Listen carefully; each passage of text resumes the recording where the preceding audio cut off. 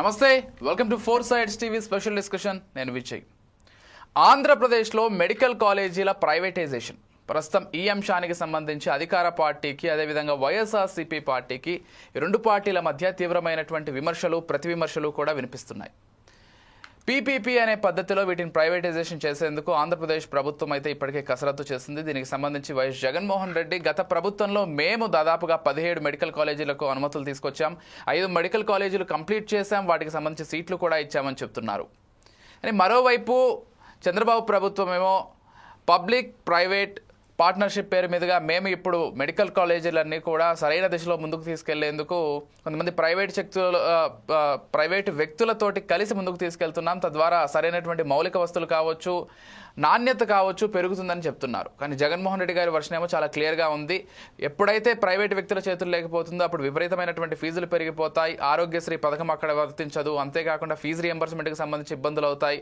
అక్కడ కేవలం చదువుకోవడానికే కాదు వైద్యం పొందడానికి కూడా పేదలు ఇబ్బంది పడాల్సినటువంటి ఒక పరిస్థితి ఉంటుందని జగన్మోహన్ రెడ్డి గారి వాదన.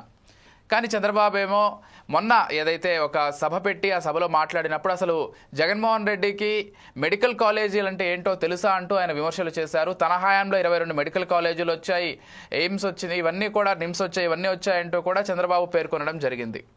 సో అసలు ఎవరి వర్షన్ కరెక్ట్, ఏం జరుగుతోంది మెడికల్ కాలేజీల అంశానికి సంబంధించి అనేది మాట్లాడదాం.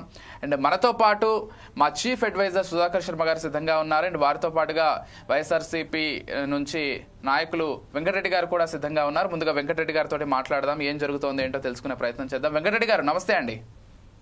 నమస్తే విజయ్ గారు, అట్లానే పెద్దల శర్మ గారికి అందరూ నమస్కారం. ఎలా చూస్తారండి, అంటే గతంలో 17 మెడికల్ కాలేజీలకు సంబంధించి మీరు అనుమతులు తీసుకొచ్చామని చెప్తున్నారు. 5 మొత్తం కంప్లీట్ అయ్యాయి. విజయనగరం కావచ్చు, ఏలూరు కావచ్చు, నంద్యాల కావచ్చు, ఇంకో 2 మెడికల్ కాలేజీలు కంప్లీట్ అయ్యాయి. గతంలో 2000 చిల్లర ఉన్నటువంటి మెడికల్ సీట్లు జగన్మోహన్ రెడ్డి గారి హయాంలో 4000కు పైగా పెరిగాయి. సో ఇప్పుడేమో వీళ్ళు ప్రైవేట్ పరం చేస్తా అని చెప్తున్నారు. అసలు మీ వర్షన్ ఏంటి, ప్రస్తుత ప్రభుత్వం ఏం చేస్తోంది, అసలు వాళ్ళు ఏమనుకుంటున్నారు? సరే, ఇక్కడ మా వర్షన్ అనే కాదండి, ఎక్కడైనా కూడా ఒక రాష్ట్రంలో పేదలకి ఉచితంగా విద్య, ఉచితంగా వైద్యం అందించితేనే అది నిజమైనటువంటి ప్రభుత్వం అవుతుంది. మనకు ఉన్నటువంటి ప్రైవేట్ కాలేజీలకి వెళ్లకుండా ప్రభుత్వ కాలేజీలను ప్రోత్సహించడం, అది మీరు అన్నట్టుగా ఇంజనీరింగ్ కాలేజీలా, డిగ్రీ కాలేజీలా, లేదంటే ప్రభుత్వ స్కూల్సా, లేదంటే మీరు అన్నట్టుగా ప్రభుత్వ మెడికల్ కాలేజీలా, లేదంటే ప్రభుత్వ ఆసుపత్రులా, వీటన్ని ప్రభుత్వం ఆధ్వర్యంలో ఉంటే పేదవాడికి తక్కువ రేటుకి అంటే నామినల్ ఫీజులకి వాళ్ళకి వైద్యం అందుతుంది, లక్షల రూపాయలు ఖర్చు పెట్టేటటువంటిది ఇబ్బంది ఉండదు. కాబట్టి ఏదైనా కూడా ప్రభుత్వ వైద్యం అందాలి, ప్రభుత్వ విద్య అందాలని చెప్పి మనం కోరుకుంటాం. మనందరం స్కూల్లో చదువుకునే వచ్చాం ఈ స్థాయికి. నాకు తెలిసి మీరందరూ కూడా గవర్నమెంట్ స్కూల్లో చదివి ఇక్కడ దాకా వచ్చి ఉంటారు. గవర్నమెంట్ స్కూల్లో చదివితే ఫీజులు ఉండవు, అదే ప్రైవేట్ స్కూల్కి వెళ్తే లక్షలాది రూపాయలు డొనేషన్లు ఉంటాయి. సేమ్ యాస్టీజ్ ఇక్కడ మెడికల్ కాలేజీల అంశం కూడా అది. మన రాష్ట్రంలో చంద్రబాబు నాయుడు గారు అధికారంలో ఉన్నప్పుడు ఒక్క ప్రభుత్వ మెడికల్ కాలేజ్ రాలా, ప్రైవేట్ మెడికల్ కాలేజీలు వచ్చి ఉంటాయి. ఎందుకంటే కుప్పంలో కూడా ప్రైవేట్ మెడికల్ కాలేజ్ ఉంది, పిఈఎస్ మెడికల్ కాలేజ్ అని. కానీ కుప్పంలో గవర్నమెంట్ మెడికల్ కాలేజ్ లేదు. అదే జగన్మోహన్ రెడ్డి గారు పులివెందులో గవర్నమెంట్ మెడికల్ కాలేజ్ తీసుకొని వచ్చారు. దాంతో పాటు రాష్ట్రంలో మొత్తంగా 17 మెడికల్ కాలేజీలు, ఒక్క మెడికల్ కాలేజ్ కాదు, మొత్తంగా 17 మెడికల్ కాలేజీలు జగన్మోహన్ రెడ్డి గారు 17 మెడికల్ కాలేజీలు జగన్మోహన్ రెడ్డి గారు అధికారంలో ఉన్నటువంటి సమయంలో స్టార్ట్ చేశారు. దాంట్లో 5 మెడికల్ కాలేజీలు ఆల్రెడీ పూర్తి అయిపోయి అడ్మిషన్లు స్టార్ట్ అయినాయి. ఆ రోజు పాడేరు మెడికల్ కాలేజీ కూడా అడ్మిషన్లు స్టార్ట్ అయి ఉన్నాయి. అది ఇంకొక 4 మెడికల్ కాలేజీలు ఆల్రెడీ బిల్డింగ్లు పూర్తయి, ఏదైతే ఎంసీఏ వాటిలో ఒక పర్మిషన్ ఇచ్చినా కూడా వీళ్ళు అడ్మిషన్లు స్టార్ట్ చేయాల. పులివెందుల లాంటి మెడికల్ కాలేజీలు, పులివెందుల, పిడుగురాళ్ళ, ఈ మెడికల్ కాలేజీలు అన్నీ ఆల్రెడీ పూర్తయి ఉన్నాయి. సో మీరు ఇక్కడ ఒకసారి చూస్తే దీంట్లో ఫస్ట్ జగన్మోహన్ రెడ్డి గారు ఉన్నప్పుడు విజయనగరం, మచిలీపట్నం, రాజమండ్రి, ఏలూరు, నంద్యాల ఆల్రెడీ అడ్మిషన్లు బిగిన్ అయిపోయినాయి. ఇది 2వ అకాడమిక్ ఇయర్ నడుస్తా ఉంది. ఇప్పుడు అది 2023-24 సంవత్సరానికి అడ్మిషన్ స్టార్ట్ అయినాయి. ఫస్ట్ ఇయర్ 24-25లో సెకండ్ ఇయర్. సో రేపు మళ్ళీ వస్తే 25-26కి థర్డ్ ఇయర్ వస్తుంది. సో ఇక్కడ మళ్ళీ ఇప్పుడు అడ్మిషన్లు స్టార్ట్ అయింది. 2024లో పాడేరు స్టార్ట్ అయింది. సో ఇంకొక 4 మెడికల్ కాలేజీలు పులివెందులు కానీ, మీరు అన్నట్టు మదనపల్లి, ఏదైతే పిడుగురాళ్ళ, ఆదోని, ఇవి ఆల్రెడీ బిల్డింగ్లు కూడా ఆల్మోస్ట్ చాలా వరకు కంప్లీట్ అయి ఉన్నాయి. స్టార్ట్ చేయడానికి ఇంకొక 50 కోట్లు ఎంత, ఒక 70 కోట్లు ఖర్చు పెడితే ఒక్కోదానికి అది కూడా స్టార్ట్ అయింది. మరి 15 నెలలు అయింది కదా వీళ్ళు అధికారంలోకి వచ్చి, మరి ₹1 దాని మీద ఇప్పుడు వరకు ఎందుకు పెట్టలేదు? రెండోది ఎంత విచిత్రం అంటే పీపీపీ అంటే ఏదో ప్రభుత్వానికి ఆదాయం వచ్చింది అని ఎంత నమ్మబలుగుతున్నారు. అప్పుడు ఇంకెందుకు ఈ ప్రజాస్వామ్యం ఎందుకు? ఈ ఎన్నికలు ఎందుకు? అదానికో అంబానీకో లేదంటే హైదరాబాద్ లో డబ్బున్నాలకో ఆంధ్రాలో టాప్ 10 బిజినెస్ మెన్లకు ఒక్కొక్కసారి వాళ్ళకి ముఖ్యమంత్రి పదవులు ఇచ్చేయచ్చు కదా. ఇంక ఈ ఎలక్షన్ ఈ సిస్టమ్ ఎందుకు?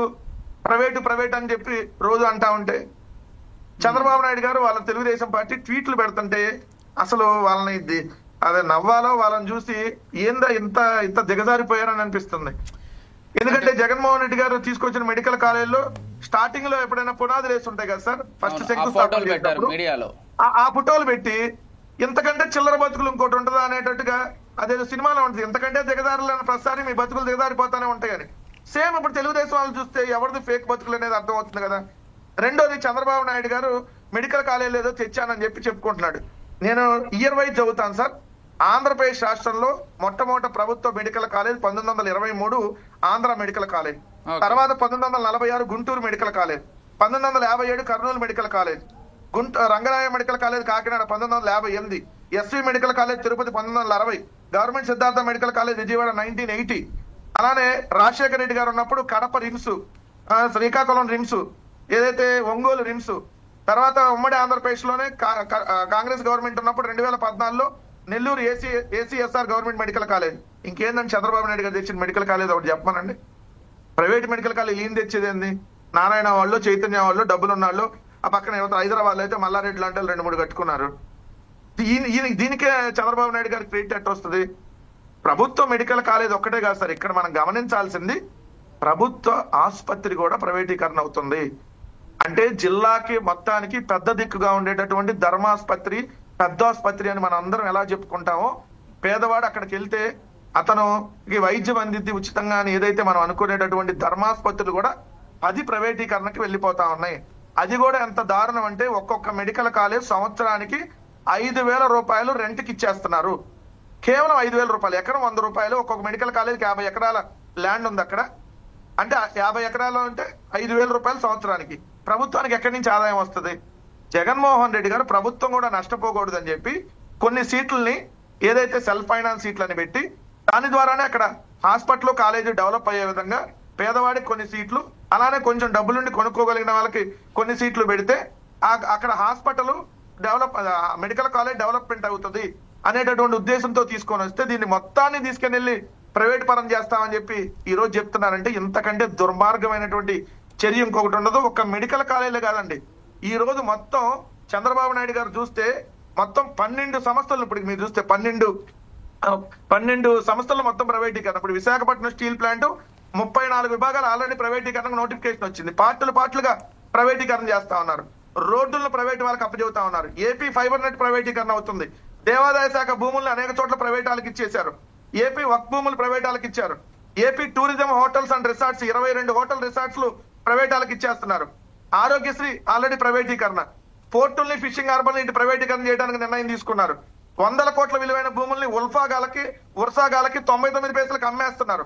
ఇంకా వందలాది ఎకరాల భూముల్ని, 100 కోట్ల విలువైనటువంటి భూముల్ని లుల్లుగాలకి, తెలుగుదేశం బినామీలకి 5 లక్షలకి 10 లక్షలకి కట్టబెడతా ఉన్నారు. అలానే మీరు చూస్తే 10 ప్రభుత్వ మెడికల్ కాలేజీలు, ప్రభుత్వ హాస్పిటల్లు, అలానే ఆరోగ్యశ్రీని ఆల్రెడీ ప్రైవేటీకరణకి ఇచ్చారు. అలానే P4 విధానంలో పేదలను తీసుకొని వెళ్ళి ప్రైవేటు వ్యక్తుల చేతికి తాకట్టు పెట్టేసి మధ్యలో సచివాలయం ఎంప్లాయీల్ని మీడియేటర్ గా పెడుతున్నారు. అసలు ఇది ప్రభుత్వం నడుస్తుందా, ఇంకేమో నడుస్తుందా? ఇంత దారుణమైనటువంటి ప్రభుత్వం బహుశా భారతదేశంలో ఎక్కడ మనం చూస్తున్నామండి. ప్రతి ఒక్కటి ప్రైవేటీకరణ అయితే ఏమైంది సార్? పేదవాడు కదా నష్టపోయేది, ప్రైవేట్ వాళ్ళు లాభం అంటే వెంకటరెడ్డి గారు లాభం కోసమే తీసుకునేది. చంద్రబాబు గారేమో అసలు జగన్మోహన్ రెడ్డికి మెడికల్ కాలేజీలు అంటేనే ఏంటో తెలియదు, ఏదైనా ఉంటే అసెంబ్లీకి వచ్చి మాట్లాడాలి, అక్కడ డిస్కస్ చేద్దామంటూ మొన్న జరిగినటువంటి కూటమి సభలో ఆయన ప్రసంగించారు. అంతపాటుగా ఆయన మరొక మాట ఏం చెప్పారంటే, ఏదైతే జగన్మోహన్ రెడ్డి గారు ఒక మాట అన్నారో, మేము అధికారంలోకి వచ్చిన వెంటనే PPP ఒప్పంద విధానాన్ని రద్దు చేస్తామని జగన్మోహన్ రెడ్డి గారు అన్నారో, వాటిని కూడా ఖండిస్తున్నారు టీడీపీ వాళ్ళు. అంటే బెదిరింపు రాజకీయాలకు దిగుతున్నారు, మేము చేసే అభివృద్ధిని భవిష్యత్తులో నాశనం చేస్తామంటే ఇప్పుడే చెప్తున్నారు అనేటువంటి విమర్శ కూడా వాళ్ళ వైపు నుంచి వినిపిస్తోంది. ఏం చెప్తారు వీటికి? సరే, మన చంద్రబాబు నాయుడు గారు మొన్న ఆ మాట మాట్లాడినప్పుడు తెలుగుదేశం వాళ్ళే ఆ మీటింగ్ లో నుంచి 2 చేతులు జేబులో పెట్టుకుని పరిగెత్తుతున్నారు. ఏందో ఈయనకి ఏమైనా పిచ్చి ఎక్కిందా, ఏమైనా పిచ్చివాగుడు వాగుతున్నాడా అని. మెడికల్ కాలేజ్ ఏంటంటే జగన్మోహన్ రెడ్డి గారికి తెలియదా? ఒకసారి రాజమండ్రి మెడికల్ కాలేజీకి వెళ్ళి పిల్లల్ని అడుగుదాం. అక్కడ చంద్రబాబు నాయుడు గారు మీరు వస్తానా, లేకపోతే మీరెటు ఖాళీగా లేను అని అంటే మీ వాళ్ళని ఏమన్నా పంపిస్తే మేము వస్తాం వైఎస్ఆర్సీపీ నుంచి. రాజమండ్రిలో అదేవిధంగా మచిలీపట్నం, విజయనగరం, ఏలూరు, నంద్యాల ఆల్రెడీ పిల్లలు చదువుతా ఉన్నారు. అక్కడికి వెళ్ళి మెడికల్ కాలేజ్ అంటే జగన్మోహన్ రెడ్డి గారు ఎట్టగట్టారో మొత్తం వెళ్ళి వాష్రూముల దగ్గర నుంచి మొత్తం ఎంటైర్ కాలేజ్ మొత్తం చూసొద్దాం. మెడికల్ కాలేజ్ అంటే ఎలా ఉండాలో ఒక్కసారి జగన్మోహన్ రెడ్డి గారు కట్టిన మెడికల్ కాలేజీలు చూసొద్దాం వెళ్ళి. అలానే పాడేరు జగన్మోహన్ రెడ్డి గారు కట్టింది 6, అలానే పులివెందుల, మార్కాపురం, మదనపల్లి, అదేవిధంగా మీరు చూస్తే పిడుగురాల, ఇవన్నీ ఒకసారి వెళ్ళి చూసొద్దామా? ఇవన్నీ చూస్తే మెడికల్ కాలేజీలు అంటే ఎట్లా ఉన్నాయో ఒకసారి అర్థమైంది కదా. మరి దానికి తెలుగుదేశం వాళ్ళ మీడియా సిద్ధంగా ఉందా? రెండవది మీకు క్లియర్ గా అడుగుతా ఉన్నా, ఎట్టి పరిస్థితుల్లో ఇది ప్రైవేట్ పరం కావడానికి వీలు లేదు. దాంట్లో మేము క్లియర్ గా ఉన్నాం. ఎవరైతే దీన్ని తీసుకోవాలని ప్రయత్నిస్తున్నారో మళ్ళీ వాళ్ళ దగ్గర నుంచి ప్రభుత్వం హ్యాండ్ ఓవర్ చేసుకుంటుంది మేము అధికారంలోకి రాగానే. ఆ దానికి రిస్క్ చేసి మీరు తీసుకున్నా ఖచ్చితంగా ఎట్టి పరిస్థితుల్లో కూడా మిమ్మల్ని నుంచి తీసుకుంటాం. అది ఏ న్యాయపరమైనటువంటి చిక్కులున్నా ఛేదించి మరి తీసుకుంటాం. ఎందుకంటే ఇది మా సొంత ఆస్తి కాదు, ప్రజల ఆస్తి. ప్రజల ఆస్తిని ప్రజలకు చెందాలి. సో ప్రజలకు ఉపయోగపడాలి. ఎవడో తెలుగుదేశం బిరామీలకో, సింగపూర్ కంపెనీ టెమాసెక్ హోల్డింగ్స్ అనేటటువంటి సింగపూర్ కంపెనీకో, లేదంటే నారాయణ కాలేజ్ వాళ్ళకో, అపోలో వాళ్ళకో ఎవరికో మీరు అమ్మేస్తానంటే ఇక్కడ ఎవడో కూడా చూస్తూ ఊరుకోడు. ఎందుకంటే ఇది మీ సొంత ఆస్తి అయితే మీ హెరిటేజ్ అంతా అమ్ముకోండి. మీ హెరిటేజ్ ని ఎవరికి ఇచ్చుకుంటాడో పాటలుగా కావాలంటే అమ్ముకోండి, దానికి మాకు సంబంధం లేదు. మీ హెరిటేజ్ నో లేదంటే మీ పత్రికలను అమ్ముకోండి మీకు కావాల్సిన వాళ్ళకి, దాన్ని ఎవడో కూడా క్వశ్చన్ చేయడు. కానీ ఇది ప్రజల ఆస్తి. ఆంధ్రప్రదేశ్ రాష్ట్ర ప్రభుత్వం డబ్బులు ఖర్చు పెట్టి కట్టినటువంటి బిల్డింగ్లు, కట్టినటువంటి హాస్పిటల్లు ఆల్రెడీ 2,500 కోట్లు ఆల్రెడీ ఖర్చు పెట్టింది బిల్డింగ్ల మీద. సో ఇప్పుడు మీరు ఎవరో ఫ్రీగా వాళ్ళకి దారాదత్తం చేస్తామంటే ఎందుకు చేయాలి అని కనీసం ఒక బిల్డింగ్ కూడా కట్టలేనటువంటి దిక్కుమాలిన ప్రభుత్వం ఎందుకు మీరు ఇంకా చెప్పుకోవడం 2 లక్షల కోట్లు అప్పులు చేశారు. ఇప్పటికి ఏం చేశారు? 2 లక్షల కోట్ల అప్పుల్లో 2,000 కోట్లు పెడితే ఆ మెడికల్ కాలేజ్ కంప్లీట్ కావా? మిగిలిన 15 నెలలు అయింది. ఎక్కడికెళ్ళి ఎక్కడో ఇంకా కన్స్ట్రక్షన్ దగ్గర ఉన్న 1-2 కాలేజీలు చూపించేసి ఇదిగో ఇది కట్టలేదు అని అంటే అవి మేము కట్టబోదు మీరు కట్టాలి కదా, కనీసం ఆ బాధ్యత కూడా లేదా? సో ఇష్టం వచ్చినట్టుగా నోటికి ఏది వస్తే అది వాగటం కాదు కదా. ముఖ్యమంత్రి అనే వాళ్ళకి హోందాతనం ఉండాలి సార్. ముఖ్యమంత్రి అనే వాళ్ళు కమీడియన్ గా కనపడకూడదు ప్రజలకి. ముఖ్యమంత్రి అనే వాళ్ళు జోకర్ గా కనపడకూడదు, ఓ పెట్టెల దొరలాగా కనపడకూడదు. ముఖ్యమంత్రి అంటే గౌరవం ఇచ్చేటట్టు ఉండాలి. కనీసం వయసుకు కూడా గౌరవం ఇవ్వాలన్నా కూడా ఈ రోజు ఆయన మాట్లాడుతున్న మాటలు ఏంటి? మెడికల్ కాలేజ్ అంటే జగన్మోహన్ రెడ్డి గారికి తెలియదా? మీ మెడికల్ కాలేజ్ మేము ఒక్కరు కూడా కట్టలేదా? సరే, ఓకే, రైట్ వెంకటరెడ్డి గారు ఒకసారి మా చీఫ్ అడ్వైజర్ సుధాకర్ శర్మ గారితో మాట్లాడితే ఇదే అంశానికి సంబంధించి. శర్మ గారు నమస్కారం అండి. నమస్తే అండి. ఎలా చూస్తారండి అంటే గత ప్రభుత్వం అంటే ఈ రాష్ట్రం ఇప్పటి వరకు మొదటి నుంచి కూడా ఇప్పటి వరకు 12-13 మెడికల్ కాలేజ్ ఉంటే మేము వచ్చి ఒక్కసారిగా 17 మెడికల్ కాలేజీలు తీసుకొచ్చాం. కేంద్ర ప్రభుత్వం మాట్లాడి 5 మెడికల్ కాలేజీలు పూర్తి చేసాం, అందులో అడ్మిషన్స్ కూడా స్టార్ట్ అయ్యాయి. మరిన్ని మెడికల్ కాలేజీలు నిర్మాణ దశలో ఉన్నాయని వైసీపీ వాళ్ళు చెప్తున్నారు. చెప్పేది ప్రధానంగా ఏంటంటే పీపీపీ విధానంలో ఒప్పందాలు చేసి ప్రైవేట్ పరం చేద్దాం అనుకునేటువంటి ఒక కుట్రలో భాగంగా ఆయన సొంత వర్గానికి సంబంధించి ఇద్దామనే ఉద్దేశంలో చంద్రబాబు ఉన్నారు. అందుకే పీపీపీ విధానాన్ని తీసుకొస్తున్నారు. మేము అధికారంలోకి వస్తే ఖచ్చితంగా ఈ ఒప్పందాలని రద్దు చేసి మళ్ళీ అన్నీ కూడా ప్రభుత్వం ద్వారానే నడిచేలాగా చేస్తామని జగన్మోహన్ రెడ్డి గారు స్పష్టంగా చెప్పారు. మీరు ఎలా చూస్తారు? అసలు ఏం జరుగుతోంది ఈ అంశంలో ఏంటి? థ్యాంక్ యూ విజయ్ గారు. మా మిత్రులు వెంకటరెడ్డి గారు కూడా ఆసక్తికరమైనటువంటి అంశాలు చాలా చెప్పారు. నిజంగా వారికి కూడా అభినందనలు తెలియజేస్తూ, వైద్య విద్య అనేది చాలా ఆసక్తికరమైనటువంటిది, సున్నితమైనటువంటి అంశం. WHO వరల్డ్ హెల్త్ ఆర్గనైజేషన్ ప్రకారం మనకు పేషెంట్ డాక్టర్ రేషియో అనేటువంటిది ప్రతి దేశం కూడా చూసుకోవాలి. ఇప్పుడు మనం కనుక అక్రాస్ ది వరల్డ్ చూసినట్లయితే ఆస్ట్రియా చాలా చిన్న దేశం, కానీ అక్కడ 5.5 డాక్టర్స్ పర్ 1000, అంటే ఆ రేషియో అనేది చాలా అద్భుతంగా ఉంది. అలా మనం చూసినట్లయితే కొన్ని European countries they are trying to vie with Austria in increasing that ratio. మరి భారతదేశం యొక్క విషయానికి కనుక వచ్చినట్లయితే ఇక్కడున్న ఎనార్మస్ పాపులేషన్ కోసం మెడికల్ ఇన్స్టిట్యూషన్స్ అలాగే క్వాలిఫైడ్ అండ్ సర్టిఫైడ్ డాక్టర్స్ ఆవశ్యకత ఎంతైనా ఉంది. ఈ నేపథ్యంలో వైసీపీ ప్రభుత్వం తీసుకొచ్చినటువంటి ప్రభుత్వ కళాశాలలు నిజంగా అభినందనీయమే. ఎందువల్ల అంటే ఇక్కడ పార్టీలకు అతీతంగా మనం మాట్లాడుకుంటున్నాం. విద్యార్థులకు వైద్య విద్య అందటం, అలాగే ఎవరైతే ఈ ఆరోగ్య సమస్యలతో బాధపడుతున్నారో వారికి అద్భుతమైనటువంటి ఉచితమైనటువంటి వైద్యం అందటం చాలా ప్రధానం. మన డెమోక్రటిక్ స్పిరిట్ కూడా అదే చెప్తోంది. అయితే మనం 2 అంశాలు ఇక్కడ మనం పరిశీలించాలి. ఒకటి అఫోర్డబిలిటీ, రెండవది state of the art technology. ఈ రెండు అంశాలని కనుక మనం తీసుకున్నప్పుడు ఇప్పుడు ఇరువైపు వాదనలు కూడా చాలా అంటే they are vying with each other అని మనకు తెలుస్తుంది. ఎందువల్ల అంటే అఫోర్డబిలిటీ అంటే పేదలకు కానీ ప్రతి ఒక్కరికి కానీ అందుబాటులో ఉండటం. మరి అది అందుబాటులోకి ఎలా వస్తుంది, అందుబాటులోకి వచ్చినటువంటి వైద్యం ఏ మేరకు వస్తుంది అనే అంశం చాలా ముఖ్యం. అంటే టు వాట్ ఎక్స్టెంట్, అంటే మనం 5 lakh వరకా, 3 lakh వరకా, 10 lakh వరకా, లేక అడ్వాన్స్డ్ సర్జరీస్ ఉన్నాయి, అడ్వాన్స్డ్ ట్రీట్మెంట్స్ ఉన్నాయి, వాటన్నిటి విషయంలో కూడా మనం ఇలా ఇవ్వగలుగుతామా? రెండవది state of the art technology అని అనుకున్నాం. కొన్ని వ్యాధులకు కావాల్సినటువంటి ఇన్ఫ్రాస్ట్రక్చర్ కానీ మెడికల్ ఎక్విప్మెంట్ కానీ ఇంపోర్ట్ చేసుకుంటున్నాం ఈనాటికి కూడా. మరి అటువంటి ఇంపోర్ట్ చేసుకునేటువంటి సామర్థ్యం ప్రభుత్వాలకు ఉందా? ఆ కాలేజీలు భరించగలవా? వాటి ఎవ్రీడే మెయింటెనెన్స్తో పాటు అప్గ్రేడేషన్ అండ్ అప్డేషన్ చేసుకోగలవా అనేవి చాలా ముఖ్యమైన కీలకమైన అంశాలు. ఒక కాలేజీని మనం తీసుకురావడం, స్థాపించడం, కంటిన్యూ చేయడం నిజంగా గొప్ప విషయమే. అయితే ఎవ్రీడే మనం కనుక అప్డేట్ చేసుకోలేకపోతే అప్పుడు వచ్చే సమస్యలు కూడా చాలా ఉంటాయి. కాబట్టి వాటి కోసం మనం ఈరోజు చంద్రబాబు గారి ప్రభుత్వం ఏమంటోందంటే వీ నీడ్ పార్ట్నర్షిప్ అని వారు ఒక ప్రతిపాదన చేశారు. కాబట్టి అక్కడ మనం గమనించవలసిన అంశం ఏంటంటే what type of partnership you are trying to bring in. Legal ఫ్రేమ్వర్క్లో కూడా అది చాలా ముఖ్యం. పబ్లిక్ అండ్ ప్రైవేట్ పార్ట్నర్షిప్లో what ratio of this partnership is getting underway అనేది చాలా ముఖ్యం. మీరు ఏ రేషియోలో దీన్ని ఆపరేట్ చేయాలనుకుంటున్నారు, ఎటువంటి అర్హతలు ఉన్నటువంటి వాళ్ళకు మీరు ఇస్తున్నారు, వాళ్ళ నుంచి ఎంత ట్రాన్స్పరెంట్గా ఈ వర్క్ అనేది కంటిన్యూ చేయగలుగుతున్నారు. ఎందుకంటే ఇది లాంగ్ టర్మ్ ప్రాజెక్ట్ కాబట్టి ఇవన్నీ కూడా మొడాలిటీస్ చాలా చక్కగా మనం వర్కౌట్ చేసి ప్రజల ముందు ఉంచాలి. ఓకే, అది అప్పుడు నిజంగా మనం ఒక నిర్ణయం తీసుకోవడానికి అవకాశం వస్తుంది. ఎస్ శర్మ గారు, మనతో పాటు పిల్లి మాణిక్యారావు గారు టీడీపీ రాష్ట్ర అధికార ప్రతినిధి, వారు కూడా జాయిన్ అయ్యారు. వారితో ఒకసారి మాట్లాడదాం. ఫోన్ ఇన్ ద్వారా సిద్ధంగా ఉన్నారు. ఎస్ మాణిక్యాలరావు గారు, నమస్కారం అండి. ఎస్ శర్మ గారు, ఇక్కడ మరొక విషయం ప్రధానంగా చర్చించాల్సింది ఏంటంటే పబ్లిక్ ప్రైవేట్ పార్ట్నర్షిప్ అనేటువంటి ఒక విధానంలో తీసుకొద్దామని ప్రభుత్వం అనుకుంటోంది. కాకపోతే ఇప్పుడు ప్రభుత్వం నడిపేదానికి ఎక్కడైనా ప్రైవేటు వ్యక్తులు జోక్యం ఉండేదానికి చాలా తేడా ఉంటుంది. ఎందుకంటే ఏ ప్రైవేటు వ్యక్తులు కూడా, ఏ ప్రైవేటు సంస్థలు కూడా ఎన్జిఓలు అయితే కాదు, లాభాపేక్షతోటి నడపాలనేటువంటి ఒక ఉద్దేశంతో ఖచ్చితంగా ప్రైవేట్ వ్యక్తులు ఉంటారు. ఎస్ మాణిక్యాలరావు గారు మళ్ళీ జాయిన్ అయ్యారు. ఒకసారి వారితో మాట్లాడదాం. సుధాకర్ శర్మ గారు, మాణిక్యాలరావు గారు ఎలా చూస్తారని? జగన్మోహన్ రెడ్డి గారు చాలా క్లియర్ గా చెప్తున్నారు, 17 మెడికల్ కాలేజీలకు పర్మిషన్లు తెచ్చుకున్నాం, 5 కంప్లీట్ చేశాం, మరిన్ని నిర్మాణ దశలో ఉన్నాయి. ఇప్పుడు వచ్చి పీపీపీ పేరుతోటి ప్రైవేట్ వ్యక్తుల చేతుల్లోకి వాళ్ళ వర్గానికి సంబంధించినటువంటి కొంతమందికి దారాదత్తం చేసేందుకు చంద్రబాబు అండ్ కో కుట్ర చేస్తున్నారనేటువంటి ప్రధాన విమర్శ చేస్తున్నారు. ఆయన పదే మెడికల్ కాలేజీల గురించి మాట్లాడుతున్నారు. ఎక్కడ ప్రెస్ మీట్ పెట్టినా లేకపోతే ఎక్కడ మాట్లాడినా కానీ మెడికల్ కాలేజీల ప్రస్తావన ఖచ్చితంగా తీసుకొస్తున్నారు. ఏం జరుగుతోంది అసలు?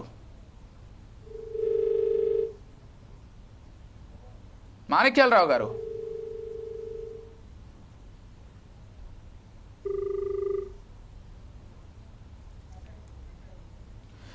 చెప్పండి శర్మ గారు. నేను అన్నట్లుగా ప్రైవేట్ వ్యక్తుల చేతుల్లోకి వెళ్తే వాళ్ళు బిజినెస్ మైండెడ్గా ఆలోచిస్తారేమో అనేది కొంతమంది అభిప్రాయం. మీ అభిప్రాయం ఏంటి? డెఫినెట్లీ నిజంగా చెప్పాలి అంటే ప్రైవేట్ పార్టీస్ అంటే they are having vested interest, అంటే పర్సనల్ ఇంట్రెస్ట్ అనేది డెఫినెట్గా ఉంటుంది. అయితే దాన్ని ఎంతవరకు మనం కంటైన్ చేయగలం, రెగ్యులేట్ చేయగలం అనేటువంటిది చాలా ముఖ్యం. ఎందువల్ల అంటే అక్రాస్ ది వరల్డ్ మనం చూస్తున్నట్లయితే పీపీపీ మోడల్ అనేది మనం చాలా కంట్రీస్లో చూస్తున్నాం.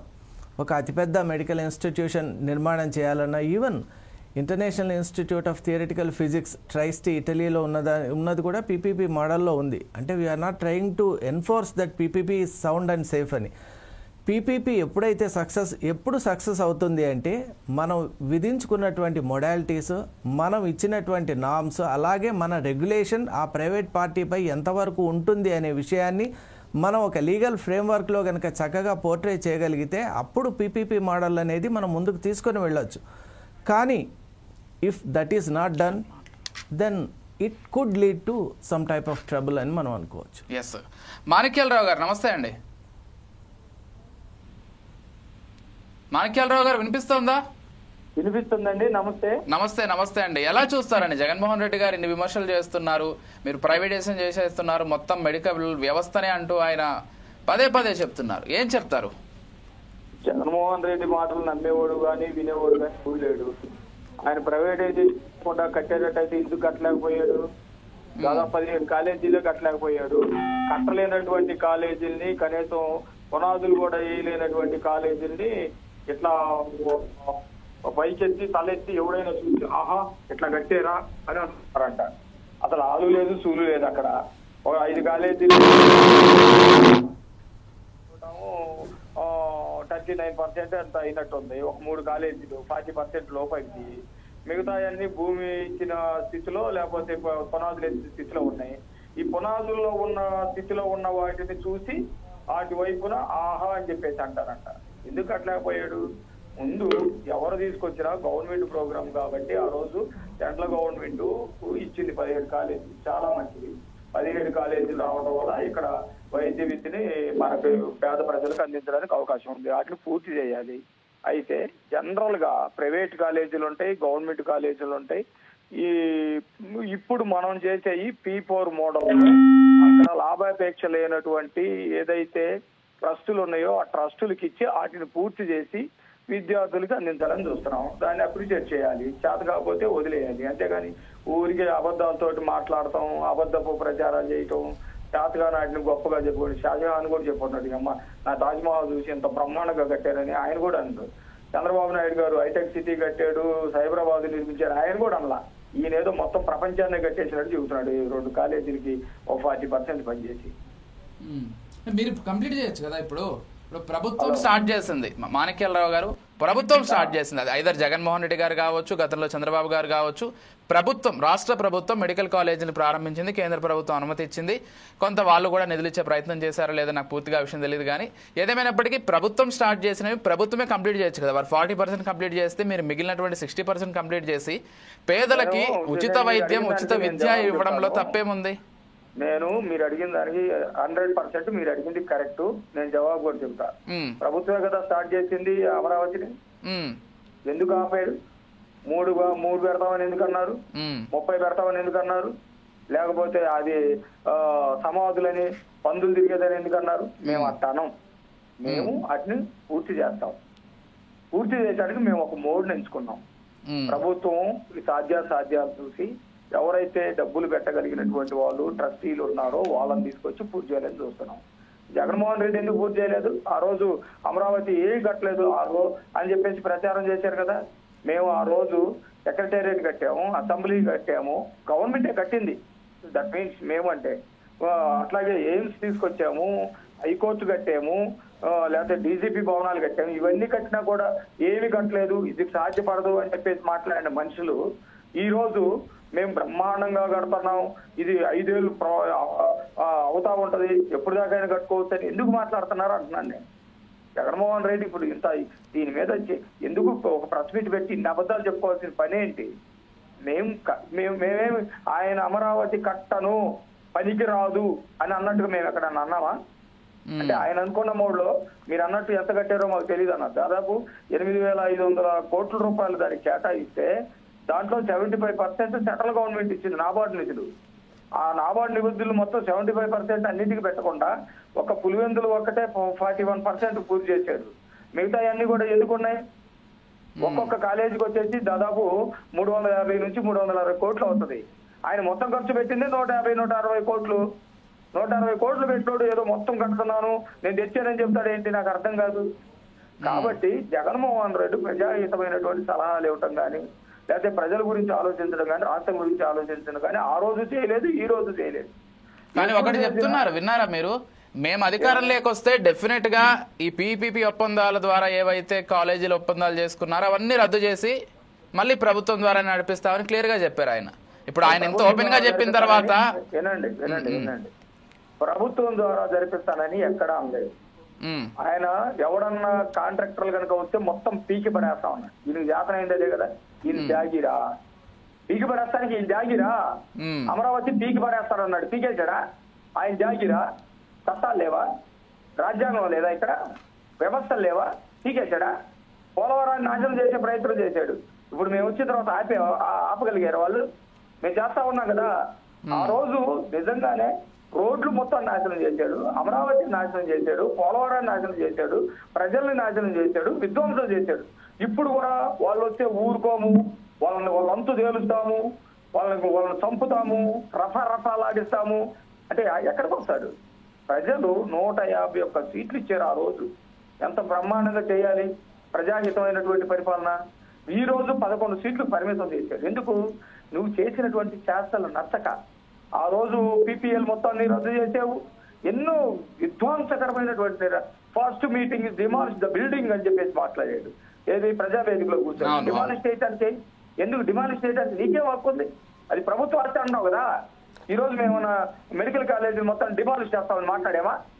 జగన్మోహన్ రెడ్డికి అసలు ఎక్కడ హక్కు ఉంది? ఆయన మాట్లాడటానికి హక్కు ఎక్కడ ఉంది? మేము ప్రభుత్వం కట్టినటువంటి ప్రజావేదికని ధ్వంసం చేసినటువంటి వ్యక్తి ఈ రోజు మేము ఎవరు తీసుకొచ్చినా ఆ కాలేజీలని ఖచ్చితంగా నిర్మించి వైద్య విద్యని మంచి స్థాయిలో తీసుకురావాలని చేస్తున్నటువంటి మా ప్రయత్నాలకి అడ్డుపడి ఎవడన్నా వస్తే ఊరుకోం, వాళ్ళని తాట తీస్తాం, ఎవడు ఇన్వెస్టర్స్ రావడానికి లేదని ఏం మాట్లాడతాడు? అసలు ఒక మాజీ ముఖ్యమంత్రిగానైనా ఉన్నటువంటి వ్యక్తులు ఎవరన్నా మీరు మాట్లాడతారా? సామాన్యుడు మాట్లాడతాడా? ఎవడన్నా వస్తే ఊరుకోం, కాంట్రాక్టర్లు మొత్తాన్ని మేము చేస్తామని మాట్లాడతారా? కాబట్టి జగన్మోహన్ రెడ్డి మాట్లాడినటువంటి మాటల మీద మనం చర్చించుకోవటమే అనవసరం అనేది నా అభిప్రాయం. ఫైనల్ గా కాకపోతే సరే ఆయన మాటల మీద చర్చించుకోవాల్సినటువంటి అవసరం లేకపోయినప్పటికీ ప్రజలకు ఒక క్లారిటీ అంటే ఇప్పుడు PPP ద్వారా కాలేజీలని కొన్ని ఒప్పందాల ద్వారా వాళ్ళు ప్రభుత్వం కలిసి నిర్మిస్తున్నాయి. కాకపోతే ఇక్కడ వైద్యం అనేది ఏ గవర్నమెంట్ హాస్పిటల్ అయినా కానీ గవర్నమెంట్ మెడికల్ కాలేజీలు అయినా కానీ ప్రజలకు పూర్తిగా ఉచితంగా ఉంటుంది. ఈ క్లారిఫికేషన్స్ ప్రభుత్వం వైపు నుంచి ప్రజలకు అర్థమయ్యేలాగా చెబితే చంద్రబాబు గారో లేకపోతే సంబంధిత శాఖ మంత్రో బాగుంటుందేమో. మీరేమంటారు? మేమేమంటున్నామంటే జగన్మోహన్ రెడ్డి ఆంధ్రప్రదేశ్ లో మెడికల్ కాలేజీ ఫస్ట్ టైం తీసుకురావట్లేదండి. చంద్రబాబు నాయుడు గారు గతంలో తీసుకొచ్చారు, దాదాపు 7 కాలేజీలు తీసుకొచ్చారు. రాజశేఖర రెడ్డి గారు తీసుకొచ్చారు, 8 కాలేజీలు తీసుకొచ్చారు. వీటిలో గవర్నమెంట్ కాలేజీలు ఉన్నాయి, ప్రైవేట్ కాలేజీలు ఉన్నాయి. కానీ మాణిక్యాలరావు గారు చంద్రబాబు మూడు టర్ములు ముఖ్యమంత్రి అయితే ఒక్క మెడికల్ కాలేజ్ కూడా తీసుకురాలేదనేది జగన్మోహన్ రెడ్డి గారి విమర్శ. నేను అంటుంది జగన్మోహన్ రెడ్డి తప్పుడు మాటలు, అబద్ధపు ప్రచారాలు, అబద్ధపు ప్రెస్ మీట్లు తప్ప ఏమీ లేదు. 27 కాలేజీలు తీసుకొచ్చాం తెలుగుదేశం ప్రభుత్వ హయాంలో. ఈయన ఇప్పుడు 17 కాలేజీలు అంటున్నారు. ఎవరో వీళ్ళకి సంబంధించినటువంటి వాళ్ళని రమ్మనండి, 17 కాలేజీలు బ్రహ్మాండంగా అయినాయి. నిన్న ఆయన ప్రెస్ మీటే కదా, అద్భుతం, ఆగిపోయి అట్లా చూసి అద్భుతం అంటారంట. ఇప్పుడు రమ్మనండి పాడేరు, ఇక్కడ ఎక్కడికి వెళ్తాం, ఇప్పుడు మీరు ఆయన చెప్పినటువంటి 17 ప్లేసులు ఉన్నాయి కదా, టైం చాలని ఆయన రమ్మనండి, ఎక్కడా లేదు. నేను చెబుతున్నాను 160 నుంచి 170 కోట్లకి ఎన్ని కాలేజీలు అవుతాయండి? ఒక్క కాలేజీ కంప్లీట్ కావాలంటే 350 కోట్లు కావాలి. 8,000 కోట్లు, 8,500 కోట్ల రూపాయలు కావాలి. నువ్వు ఖర్చు పెట్టింది ఎంత? ఎన్ని అవుతాయి? ఎందుకు ప్రచారం? చంద్రబాబు నాయుడు చేయకుండా ఇప్పుడు అసలు అని చెప్పి నేను ఇందాకనే చెప్పా, పెద్ద పెద్ద నగర నిర్మాణాలు చేసిన వాళ్ళు కూడా మాట్లాడుకోరు. మేము 17 కాలేజీలు పూర్తి చేస్తాము, PPP మోడ్ లో చేస్తాము. PPP మోడ్ లోనే కొంచెం డిఫరెంట్ దాన్ని తీసుకొస్తున్నాము. ట్రస్టులు అంటే లాభాపేక్ష లేకుండా చేసేటువంటి వాళ్ళని ప్రభుత్వ నిర్వహణలో నడిచేటట్టు చేస్తాం. వీళ్ళ మాదిరిగా ధ్వంసం చేయము, లేకపోతే అమరావతిని నాశనం చేసినట్టు చెయ్యము. అది ప్రభుత్వాన్ని. ఓకే మాణిక్యరావు గారు, ఫైనల్ గా చంద్రబాబు గారు చాలా క్లియర్ గా, చంద్రబాబు గారే కాదు కూటమిలోని నేతలందరూ పవన్ కళ్యాణ్ కావచ్చు, లోకేష్ కావచ్చు, పదే చెబుతున్నప్పటికీ జగన్మోహన్ రెడ్డి గారు ఒక సవాల్ని మాత్రం స్వీకరించట్లేదు. అసెంబ్లీకి రండి, మీరు చెప్తున్న అంశాలకు సంబంధించి మనం చర్చిద్దామంటే ఎందుకు రావట్లేదు? దాన్ని ఎలా అర్థం చేసుకుంటారు మీరు? జగన్మోహన్ రెడ్డి, నేను మాట్లాడకూడదు, కొద్దిగా ఆగుతున్నాను. జగన్మోహన్ రెడ్డి రాజకీయ నాయకుడు కాదు. సభా అధ్యక్షుడికి, సభా నాయకుడికి, ప్రతిపక్ష నాయకుడికి ఆయన తేడా తెలియదు. 175 సీట్లు ఉంటాయి. 175 సీట్లో సగం కంటే ఎక్కువ వచ్చినటువంటి వాళ్ళు అధికార పక్షం, సభా నాయకుడు. ఎవరు సభను ఏర్పాటు చేసినా సభాధ్యక్షుడు, స్పీకర్. 10% సీట్లు వచ్చినటువంటి వాళ్ళు ప్రతిపక్ష నాయకులు. వీళ్ళకి 10% సీట్లు అంటే 18 సీట్లు రావాలి.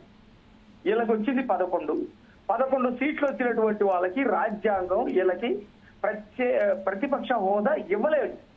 ఇవ్వనప్పుడు నాకు ప్రతిపక్ష హోదా ఇవ్వండి, సభాధ్యక్షుడు మాట్లాడినంత సేపు నాకు మైక్ వస్తుందని మాట్లాడాడు. మీ దగ్గర రికార్డు తీయండి. సభాధ్యక్షుడు అంటే ఎవరండి? స్పీకర్ కదా. స్పీకర్ ఉన్నంత టైము సభ ప్రతిపక్షాన్ని ఎందుకుంటుందా? ఒకవేళ ప్రతిపక్ష నాయకుడు అయితే కూడా స్పీకర్ ఉన్నంత ఉండదు. స్పీకర్ అన్ని విషయాలు చూసేటువంటి వ్యక్తి. తర్వాత సభానాయకుడు, అధికార పక్ష నాయకుడు. నీకు గనక సీట్లు 18 సీట్లు వస్తే నీకు ప్రతిపక్ష హోదా వచ్చింది. నీకు ఎవడిస్తాడండి? ఎందుకు ఇస్తారు? ప్రజలు ఇవ్వలేదు. ప్రజలు నీకు 151 సీట్లు ఇచ్చాడు. ఆ రోజు నువ్వు సభా నాయకుడివి. నువ్వు సక్రమైనటువంటి పరిపాలన చేసిస్తే 151 అన్న ఇచ్చేవాళ్ళు. 151 కాదు కదా, 100 కాదు కదా, 50 కాదు కదా, 18 కాదు కదా. ఇప్పుడు ఇచ్చింది వాళ్ళకి 11కి ప్రతిపక్ష హోదా ఎట్టొచ్చింది? నాకు ఇవ్వండి, దేవరిస్తా ఉంటాడు, అడుక్కుంటా ఉంటాడు, కాళ్ళ ఏళ్ళ పడతా ఉంటాడు. నీకు అడుక్కోవడానికి కూడా అర్హత లేదని చెప్తున్నాం కదా.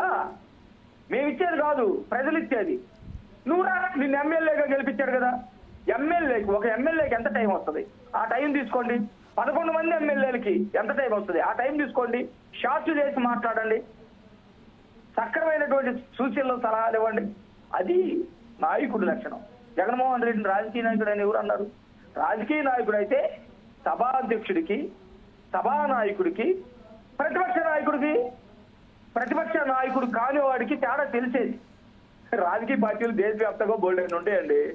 రిజిస్టర్ పార్టీలు ఉంటాయి, రికగ్నైజ్డ్ పార్టీలు ఉంటాయి, లేకపోతే అధికారాన్ని చెలాయించే పార్టీలు చాలా ఉంటాయి.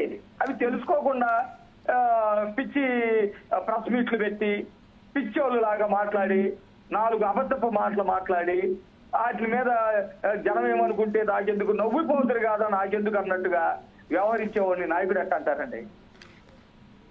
రైట్. సరే, మాణిక్యరావు గారు, ఒక్కసారి శర్మ గారు మనతో పాటు సిద్ధంగా ఉన్నారు, మా చీఫ్ అడ్వైజర్. వారితోటి కొన్ని విషయాలు చర్చిద్దాం. శర్మ గారు, ఇక్కడ ప్రధానంగా మెడికల్ కాలేజీలను ఏర్పాటు చేయడం కావచ్చు, లేకపోతే అసలు విద్యా వ్యవస్థను ఇన్ఫ్రాస్ట్రక్చర్ పరంగా, లేకపోతే కొత్త స్కూళ్ళు, కొత్త భవనాలు నిర్మించడం ఎంత ముఖ్యమో, దానికంటే ముఖ్యమైనటువంటి విషయం ఏంటంటే అక్కడ సరైనటువంటి స్టాఫ్ ఉండడం, సరైనటువంటి విద్యాబోధన జరగడం. గత ప్రభుత్వంలో, వైసీపీ ప్రభుత్వంలో చాలా వరకు బళ్ళని బాగు చేశారు. ఆ విషయంలో అప్రిషియేట్ చేయొచ్చు. కాకపోతే ఎక్కడా కూడా డిఎస్సి పడకపోవడం, అండ్ ఇప్పుడు మెడికల్ కాలేజీల విషయంలో కూడా ఇన్ని మెడికల్ కాలేజీలు నిర్మిస్తున్నారు కానీ దీనికి సరైనటువంటి స్టాఫ్ లేకపోతే విద్యాబోధన జరిగేటువంటి అవకాశం లేదు, ఎందుకంటే ప్రస్తుతం ఉన్నటువంటి పరిస్థితుల్లో అనేటువంటి విమర్శ కూడా ఉంది. ఏం చెప్తారు? ముఖ్యంగా విజయ్ గారు, నేషనల్ మెడికల్ కమిషన్ అనేది మన దేశంలో ఉన్నటువంటి అత్యున్నత సంస్థ. మెడికల్ కాలేజీ ఎలా ఉండాలి, ఎలా నడపాలి, దానిలో ఏ విధి విధానాలు ఉండాలని నిర్ణయించేటువంటి ఆ నిర్ణయాత్మక సంస్థ ఏ మొడాలిటీస్ చెప్పిందో అవి మన మెడికల్ కాలేజీలో, ప్రభుత్వ మెడికల్ కాలేజీలో రావాలి అంటే దానికి ఎంతో కృషి, పట్టుదల, అలాగే నిధులు, ఇవన్నీ కూడా చాలా ముఖ్యం. ప్రస్తుతం మనం టీడీపీ ప్రతినిధి యొక్క మాటల్లో కనుక మనం విన్నట్లయితే వారి ఆంతర్యం ఒకటే, ఎలా అయినా మెడికల్ కాలేజెస్ సంఖ్య మనం పెంచుకోవాలి, అత్యున్నతమైనటువంటి వైద్య విద్యను, విధానాన్ని, ఆసుపత్రుల్ని మనం ప్రజలకు చేరువ చేయాలి.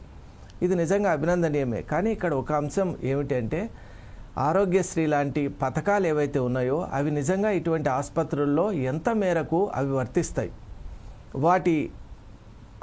వాటి అప్రూవబిలిటీ ఎంతవరకు ఉంటుంది అనేది అది చాలా పెద్ద ప్రశ్న. దానికి ఒక క్లారిటీ అవసరం ఉంది. అలాగే మనం ఆలోచిస్తే ఇటువంటి కాలేజెస్ రావటం వల్ల నిజంగా మనకు అద్భుతమైనటువంటి మిషనరీ కానీ, ఎక్విప్మెంట్ కానీ, అన్నిటికంటే ముఖ్యం మీరు అన్నట్టు ఫ్యాకల్టీస్ ది డిటర్మైనింగ్ ఫోర్స్.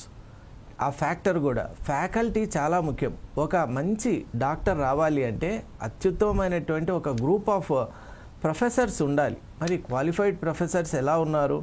మన ఉభయ తెలుగు రాష్ట్రాల్లో కూడా మనం చూసినట్లయితే ఇక్కడ తెలంగాణలో కూడా మెడికల్ కాలేజెస్ సంఖ్య పెరుగుతోంది, కానీ ఫ్యాకల్టీ కొరత చాలా కొట్టొచ్చినట్టు మనకు అనిపిస్తోంది. అలాగే మనకు ఆంధ్రప్రదేశ్లో కూడా ఫ్యాకల్టీ కొరత అనేది చాలా ఎక్కువ ఉన్నటువంటి నేపథ్యంలో ముందు ఆ అంశంపై దృష్టి పెట్టాలి. మీరు ఆ ఫ్యాకల్టీ ఎలా తేగలరు, ఎక్కడి నుంచి తేగలరు, అలాగే ఆ ఫ్యాకల్టీని మీరు ఎలా మెయింటైన్ చేయగలరు అనేది చాలా ముఖ్యం.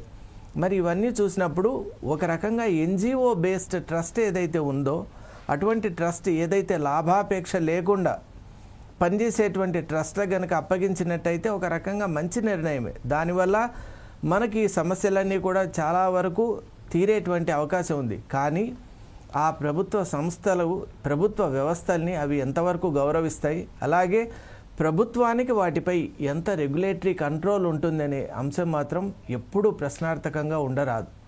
ఇది ఎప్పుడైతే ప్రభుత్వం ఈ విషయంలో ఒక లీగల్ ఫ్రేమ్వర్క్ అనేది చాలా ముఖ్యం, దాన్ని సెటప్ చేసి మరీ ముఖ్యంగా ఒకటి ఏమిటంటే ఇటువంటి ఇష్యూ వచ్చినప్పుడు ఎవరైతే అపోజిషన్ పార్టీలో ఉంటారో వాళ్ళు కూడా అక్రాస్ ది టేబుల్ కూర్చొని చర్చ చేయటం ముఖ్యం. మనకి ఇక్కడ కావాల్సింది ఏ పార్టీ ఏ మెడికల్ కాలేజీని తీసుకొచ్చింది, ఎంత మేరకు పూర్తి చేసింది అనే దానికంటే కూడా మనం రాష్ట్రానికి ఎంత మేరకు వైద్య విద్యను అలాగే వైద్య సేవలను అందిస్తున్నాం అనేది చాలా ముఖ్యం. కాబట్టి ఆ అంశంపై వాళ్ళు కూర్చొని మాట్లాడి సూచనలు చేయొచ్చు. పాజిటివ్ క్రిటిసిజం ఏదైతే ఉందో అది కూడా చేయొచ్చు. రాష్ట్ర ప్రభుత్వం కూడా అటువంటి క్రిటిసిజంను పాజిటివ్ స్పిరిట్లో తీసుకోవాలి. ముఖ్యంగా మన లక్ష్యం ఏమిటి అంటే సీట్స్ పెంచుకోవాలి, పేషెంట్ టు డాక్టర్ రేషియో పెంచుకోవాలి. అలాగే ప్రతి పేదవారికి కూడా ఇటువంటి ఆసుపత్రుల్లో వైద్య సేవ అనేటువంటిది వాళ్ళకు అందుబాటులో ఉండేటువంటి ఒక నేపథ్యం తీసుకురావడం చాలా ముఖ్యమని నేను భావిస్తున్నాను. శర్మ గారు, అసలు ఇప్పుడు ఏం జరగబోతోందని భావించాలంటే, ఒకవైపు జగన్మోహన్ రెడ్డి గారేమో చాలా క్లియర్గా చెప్తున్నారు, నేను అధికారంలోకి వచ్చిన తర్వాత పీపీపీ విధానంలో ఒప్పందాలు చేసుకున్నటువంటి అన్ని కాలేజీలని ఖచ్చితంగా ఆ ఒప్పందాలని రద్దు చేస్తామని చెప్తున్నారు. వీళ్ళేమో ఇదే అంశంతో ముందుకు వెళ్తామంటున్నారు. సరే, మెడికల్ కాలేజీల విషయం కొద్దిసేపు పక్కన పెడితే, ఏవైనా ప్రభుత్వాలు లేకపోతే ప్రతిపక్షాలు వాళ్ళ అధికారంలో ఉన్నప్పుడు ఒకలా ఉంటుంది, ప్రతిపక్షాలేమో ముందే హెచ్చరికలు జారీ చేస్తున్నాయి, మేము వచ్చిన తర్వాత ఇది మార్చేస్తాం, మీరు నిర్మాణం చేపట్టినా కూల్ చేస్తాం, లేకపోతే మీరు విధానాలు తీసుకొచ్చినా రద్దు చేస్తామని. దీనివల్ల ఎవరైనా ఆ అంశంలో లేకపోతే ఒప్పందం చేసుకోవాలని వచ్చే వాళ్ళు కూడా కొంత భయపడి వెనక్కిపోతున్నటువంటి పరిస్థితులు ఉంటున్నాయి. ఎందుకంటే రేపటి రోజు ప్రభుత్వాలు మారితే మేము ఇబ్బంది పడాలేమో అని. ఈ వ్యాఖ్యల్ని, ఈ బెదిరింపుల్ని లేకపోతే ఎలా చూడాలి? తెలంగాణలో కూడా జరిగింది గతంలో, మీకు గుర్తుంది. నిజంగా చెప్పాలి అంటే ఇటువంటి బెదిరింపులు అనేటువంటిది ఒక డెమోక్రటిక్ స్పిరిట్కు అంత మంచిది కాదు అని అనిపిస్తుంది. ఎందువల్ల అంటే మనం ఏదైనా చెప్పదలుచుకున్నటువంటి అంశాన్ని we have the right to expression అనేది కాన్స్టిట్యూషన్ మనకి ఇచ్చినటువంటి ఒక ఫండమెంటల్ రైట్. కాబట్టి మన వ్యవహారాన్ని, మన అభిప్రాయాన్ని ఒక పొలిటికల్ పార్టీగా, ఒక పొలిటికల్ పార్టీ సిస్టమ్గా, ఒక ఐడియాలజీగా మనం చెప్పొచ్చు. అది కూడా ప్రజల వద్దకు మనం తీసుకెళ్ళి ఏ విధంగా చెప్పాలో అలా చెప్పాలి. కానీ వచ్చేటువంటి సంస్థలను కానివ్వండి, అలాగే మనం ఇటువంటి థ్రెటనింగ్ సిచ్యువేషన్ సినేరియోస్ కనుక మన స్టేట్లో కనుక పెంచుకుంటూ పోతే బయట నుండి వచ్చేటువంటి ఆదాయ వనరులు కానివ్వండి, అలాగే రెవెన్యూ సోర్సెస్ కానివ్వండి, ఇన్వెస్టర్స్ కానీ ఇక్కడ ఒక రకమైనటువంటి టెరిబుల్ సినేరియో ఉంది అని వాళ్ళు అభిప్రాయపడేటువంటి ఒక సిచ్యువేషన్ మనం తీసుకొని రాకూడదు. ఎక్కడ కూడా మనం చూస్తున్నాం, భారతదేశంలోనే అనేక సంస్థలు ఉన్నాయి, వాటిని అధ్యయనం చేయండి. మీరు నిజంగా పీపీపీ మోడల్లో ఉన్నటువంటి మెరిట్స్ ఏంటి, డిమెరిట్స్ ఏంటి, అక్రాస్ ది టేబుల్ కూర్చోండి, ఒక రౌండ్ టేబుల్ పెట్టండి, కావాల్సిన ఎక్స్పర్ట్స్ని పిలవండి. అసలు దీంట్లో మనం ప్రతి ఒక్కరిని కూడా భాగస్వాములు చేయాలి. చేసి ఒక డెసిషన్ తీసుకోండి. పీపీపీలో మీకేంటి భయాలు, వాటి వల్ల కలిగే అనర్థాలు ఏంటి, మనం ఎలా కంటైన్ చేయగలం. మీరు వచ్చే ప్రభుత్వం అబాలిష్ చేస్తుంది అంటే జరుగుతున్నటువంటి కాలేజీని మీరు భంగం చేయడం వల్ల కలిగే నష్టం స్టూడెంట్స్కు, అది మీరు గమనించాలి. వాళ్ళ జీవితం కూడా, వాళ్ళ కెరీర్ కూడా భంగం అవుతుంది. కాబట్టి ఇప్పుడే మీకున్నటువంటి అబ్జెక్షన్స్ ఏంటి, మీ భయాలు ఏంటి, అలాగే ఈ మోడల్లో ఉన్నటువంటి డిమెరిట్స్ ఏంటి, ఇప్పుడే ప్రభుత్వంతో చర్చించాలి. అలా ప్రజాముఖంగా కూడా మీరు తెలియచేయాలి. చేసినప్పుడు ప్రభుత్వం ఇచ్చేటువంటి సమాధానం ఏంటి, వాళ్ళ అభిప్రాయాలు ఏంటి, ఇవన్నీ ఎప్పుడైతే మనం బేరీ చేసుకుంటామో క్లారిటీతో మనం ముందుకెళ్ళాలి. ఎందువల్ల అంటే ఇవన్నీ కూడా లాంగ్ టర్మ్ వర్క్స్. ఇంకోటి, ఇవన్నీ కూడా ఒక లాంగ్ స్టాండింగ్ ఇన్స్టిట్యూషన్స్ కాబట్టి వీటికి ప్రాపర్ ప్లానింగ్ అండ్ క్లారిటీ లేకుండా మనం ఆవేశంగా స్పర్ ఆఫ్ ది మూమెంట్లో ఒక డెసిషన్ తీసుకొని వెళ్ళేటువంటి విషయం కాదు. కాబట్టి పెద్దలందరూ కూడా కూర్చోవాలి. పార్టీలకు అతీతంగా ఇది ఒక అద్భుతమైన వైద్య సేవ అనేటువంటిది అందరికీ అందుబాటులో ఉండవలసినటువంటి అంశం కాబట్టి, ప్రతి ఒక్కరు కూడా అవసరమైనటువంటి అంశం కాబట్టి, ఇంకా మన గ్రామీణ ప్రాంతాల్లో వైద్యం లేకుండా బాధపడుతున్నటువంటి వాళ్ళ సంఖ్య చాలా ఎక్కువగా ఉన్నటువంటి నేపథ్యంలో రూరల్ ఏరియాస్కు మనం ఎలా చేయాలి అనేటువంటి ఆలోచనలతో కూడా మనం ముందుకు రావాలి. మరి ఇవన్నీ విషయాల్ని మనం కూర్చుందాం, ఆలోచిద్దాం. ఇది పార్టీలకు సంబంధించినటువంటి అంశం కాదు అని నేను పదే పదే చెప్తున్నాను. ఎందువల్ల అంటే పార్టీ అనేసరికి వాటి సిద్ధాంతాలు, వాటికి వ్యతిరేకంగా ఉన్నదంతా కూడా మనం కాదు అని అనుకునేటువంటి ఒక మైండ్ సెట్ ఏర్పడుతోంది. కాబట్టి అది ఉండరాదు. ఇది ప్రజాహితమైనటువంటి ఒక కార్యక్రమం కాబట్టి ప్రతి పార్టీ కూడా వాటి పాజిటివ్ కాంట్రిబ్యూషన్ చేయండి. ఇప్పుడు ఒక ఇన్స్టిట్యూషన్ మీరు తెచ్చారు, అనుమతి తెచ్చారు, మీరు కొంతవరకు నిర్మించారు, మిగతా వాళ్ళు కూడా వాళ్ళొక మొడాలిటీతో వాళ్ళు ముందుకు వెళ్తున్నా ఉంటున్నారు. దాంట్లో మీకున్నటువంటి అప్రహెన్షన్స్ ఏంటి, దాంట్లో ఉన్నటువంటి సాధక బాధకాలు ఏంటి, ఇవన్నీ కూడా మీరు సభాముఖంగా చర్చ చేసి వాటికి ఒక తీర్మానం తీసుకొని వస్తే కనుక ఇటు సొసైటీ, అలాగే ఇటు పార్టీస్, అలాగే మన స్టేట్, అలాగే మన దేశం కూడా అభివృద్ధి పథంలో వెళ్ళేటువంటి అవకాశం ఉందని నేను భావిస్తున్నాను. శర్మ గారు, ఫైనల్గా మీరు మొదటిగా మాట్లాడుతూ ఏదైతే ఒక విషయాన్ని వెల్లడించారు. అంటే మన దేశంలో ప్రజలకి వైద్యుల సంఖ్యకి చాలా వ్యత్యాసం ఉందంటూ చెప్పుకుంటూ వచ్చారు. సో దాంతో మనం ముగిద్దాం. ఇటువంటి మెడికల్ కాలేజీలన్నీ కూడా కేవలం ఆంధ్రప్రదేశ్ రాష్ట్రంలోనే కాదు, ఇటు తెలంగాణలో కూడా కేంద్ర ప్రభుత్వ సాయంతో మరిన్ని మెడికల్ కాలేజీలు రావాలని కోరుకుందాం. అంటే భవిష్యత్తులో అయినా కానీ ఈ వ్యత్యాసం, ఈ అంతరం తగ్గిపోతుందని మనం సమీప భవిష్యత్తులో భావించవచ్చా? డెఫినెట్లీ విజయ్ గారు, ఎందుకంటే ఇప్పుడు ఉన్నటువంటి యాక్సిలరేటెడ్ పేస్ ఆఫ్ గ్రోత్ మనం చూసినట్లయితే 1:1 834 నుంచి we have to bring down that. మనం ఇంకా మెడికల్ ఫెసిలిటీస్ డెవలప్ చేయాలి. ఇప్పటికి కూడా కొన్ని వ్యాధులకు మనం we are taking treatment from abroad. మరి అటువంటి నేపథ్యం ఉండరాదు. ఇప్పుడు కొంత సినేరియో మారిందనుకోండి, మిడిల్ ఈస్ట్ కానివ్వండి, నైబరింగ్ కంట్రీస్లో ఉన్నటువంటి వాళ్ళందరూ కూడా భారతదేశంలో చౌకైనటువంటి, అత్యాధునికమైనటువంటి, అత్యద్భుతమైనటువంటి వైద్య సేవలు అందుతాయనేటువంటి నేపథ్యంలో మన తెలుగు రాష్ట్రాలకు కూడా వచ్చి ఇక్కడ వైద్యం చేసుకొని వెళ్తున్నటువంటి ఒక వండర్ఫుల్ సినేరియో మనం చూస్తున్నటువంటి నేపథ్యంలో ప్రతి ఒక్కరు కూడా ఈ విషయాన్ని ఒక సానుకూలమైనటువంటి మైండ్ సెట్తో ఆలోచన చేసినప్పుడు విద్య పెరుగుతుంది, వైద్య సేవలు కూడా ఇంకా పెరుగుతాయి. నిజంగా చెప్పాలి అంటే ఈనాటికి కూడా చాలా రకాలైనటువంటి ఒక సెక్షన్స్కు వైద్యం అందటం లేదు. మనం అందరూ ట్రైబల్ ఏరియాస్ను మర్చిపోతున్నాం. అసలు ట్రైబల్ ఏరియాస్లో ఈనాటికి కూడా మూలికా వైద్యం కానీ ఇంకా అంటే ఏదైతే మనం గత తరాల్లో వాడేటువంటి వైద్య విధానాలే కంటిన్యూ అవుతున్నటువంటి నేపథ్యంలో వాళ్ళకు కూడా అత్యాధునికమైనటువంటి వైద్యం అందుబాటులో రావాలి.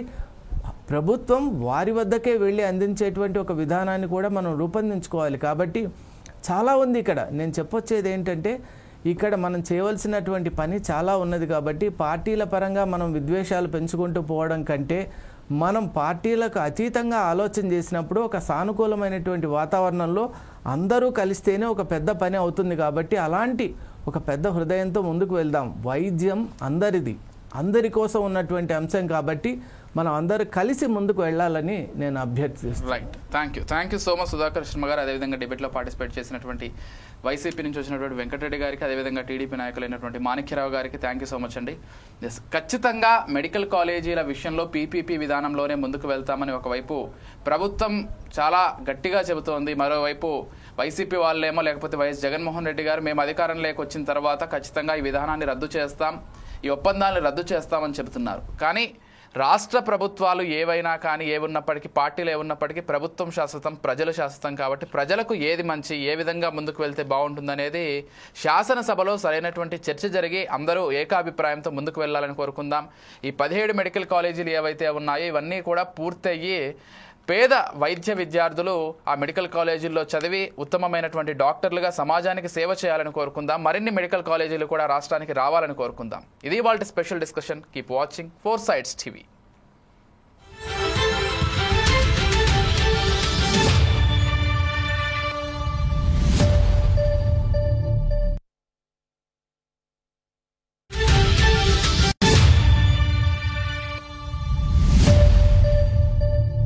తెలుగు